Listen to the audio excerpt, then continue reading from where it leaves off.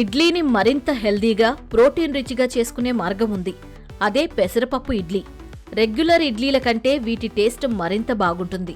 ఎక్కువ సాఫ్ట్గా ఉంటాయి, ఈజీగా రెడీ అవుతాయి. ప్రోటీన్ కూడా ఎక్కువగా ఉంటుంది. పెసరపప్పుతో ఇడ్లీ ఎలా చేయాలో చూసేయండి. పెసరపప్పు ఇడ్లీ తయారీకి కావలసిన పదార్థాలు: పెసరపప్పు 1 కప్పు, బొంబాయి రవ్వ 1/2 కప్పు, పెరుగు 1/2 కప్పు, నీరు సరిపడా, ఉప్పు రుచికి సరిపడా, పచ్చిమిర్చి 3, అల్లం 1 ఇంచు, కొత్తిమీర కొద్దిగా, క్యారెట్ 1, పసుపు చిటికెడు, ఇంగువ చిటికెడు, నూనె 2 టీ స్పూన్లు, తాలింపు దినుసులు ఆవాలు, జీలకర్ర, కరివేపాకు, బేకింగ్ సోడా 1/2 టీ స్పూన్. పెసరపప్పు ఇడ్లీ తయారు చేసుకునే విధానం: ముందుగా పెసరపప్పును అరగంట పాటు నానబెట్టుకోవాలి.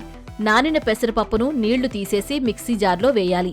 తగినంత ఉప్పు వేసి చిన్న అల్లం ముక్క, చిటికెడు పసుపు, 2 పచ్చిమిర్చులు తుంచి పెసరపప్పులో వేసి మెత్తటి పేస్ట్లా మిక్సీలో గ్రైండ్ చేసుకోవాలి. ఇప్పుడు ఒక మిక్సింగ్ బౌల్లో పెసరపప్పు పేస్ట్ వేసి దాంట్లో బొంబాయి రవ్వ, వంట సోడా, ఇంగువ వేసి బాగా కలపాలి.